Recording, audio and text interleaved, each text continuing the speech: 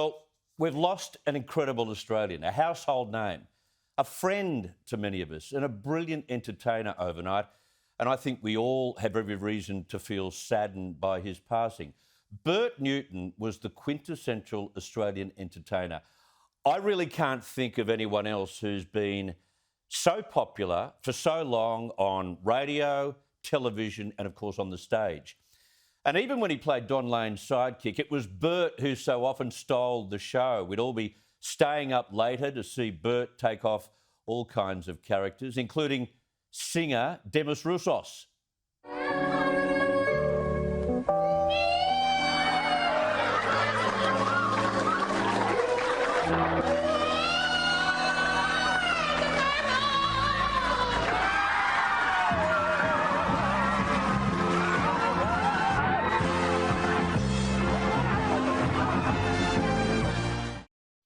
And of course, he'd never be afraid to dress in drag or just turn a Don's Wheel segment into the most outrageously funny television moment.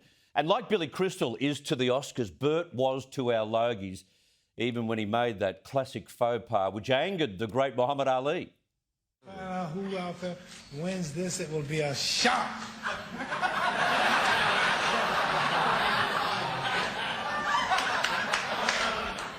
I like the boy.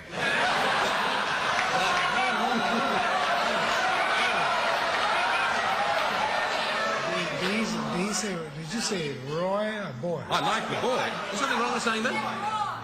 Roy. Yeah. Hey, hang on. No, wait. Of course, he hosted a dozen other television shows and made a magnificent contribution to Australian theatre with roles in The Wizard of Oz, Beauty and the Beast, The Producers, and The Sound of Music. I remember following Bert on the set of The Producers in Brisbane for A Current Affair, and what a scream Bert was backstage, but a real mentor to all the up-and-coming stars. There was Wicked, which we'll talk about a little bit later, Annie and Grease the musical, all of which benefited at the box office because Bert Newton was in the cast. But you just wonder, after what has transpired in the last 24 hours, why there are so very few Bert Newtons still improvising on Australian television. Even the format of those nighttime variety shows, they're non-existent. Now, I'd argue that the industry has become far too risk-averse. Television executives no longer willing to take a punt on talented, up-and-coming professionals who can ad-lib. And naturally talented entertainers are easily banished nowadays to the clubs and pubs of Australia. No room on Australian television for them. And then, of course, we cannot underestimate the impact of the eternally offended either. Like, imagine the fake outrage and the targeted campaigns of hate which would be directed at nighttime shows that had stars changing the colour of their skin to take the mickey out of the likes of Demis Roussos or a famous transvestite or even anyone that could find a reason to feel offended.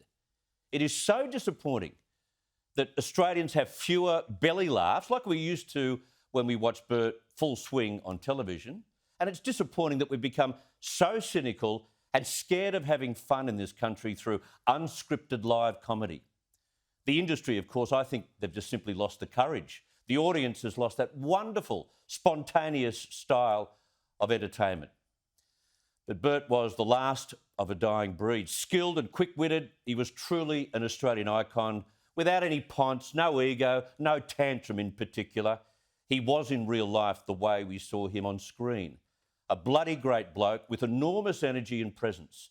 And what a contribution he made to our popular culture. They don't make him like Bert Newton anymore. And many Australians will miss him terribly.